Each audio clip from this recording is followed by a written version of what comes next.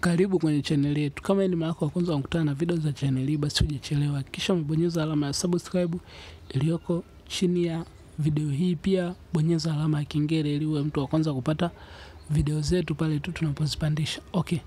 Siku ya leo naenda kukuelekeza hatua kwa hatua jinsi ya kufahamu postcode ya kata yako, sehemu ambayo unatokea. Najua wengi mnahitaji kuzijua hizi postcode. Postcode ni nini? Postcode ni namba ambazo zinaweza kukuwezesha kufahamu, yani kama unafanya application labda yoyote ile ya kufanya mkopo, iwe application, yani niko kitu kama postcode ni kitu cha muhimu sana katika application. Kwa kitu cha kwanza inabidi ufahamu postcode. Zipo hatua 10 za kufahamu postcode yako na kuweza kuipata postcode ya kata ambayo wewe unatokea.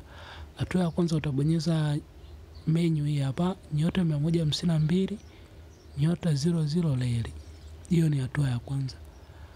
Baada ya hapo, hatua ya pili chagua namba 3, hatua ya 3 chagua namba 2, hatua ya 4 chagua namba 1. Okay?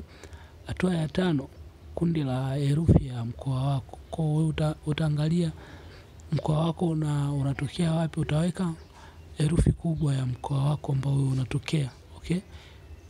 Utaweka tu herufi, hautaandika jina zima, utaweka tu herufi ya mwanzo ya jina ya mkoa, unaona? Hatua namba 6 utachagua mkoa, hatua namba 7 utachagua wilaya ya sehemu ambayo unatokea.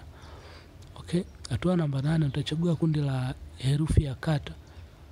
Unaona, utachagua kama ni emu, kama ni nini utaandika, unaona?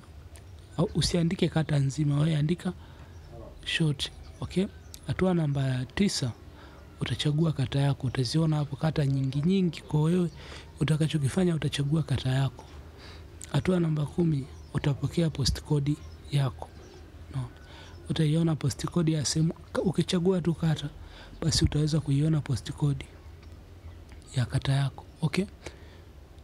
Kama umeweza kufika mpaka hapa, kisha basi umesubscribe katika video hii ili uwe mtu wa kwanza kupata video zetu pale tu tunapozipandisha. Bye bye, tukutane katika video zingine. Naamini tayari utakuwa umeshaipata postcode ya sehemu ambayo unatokea.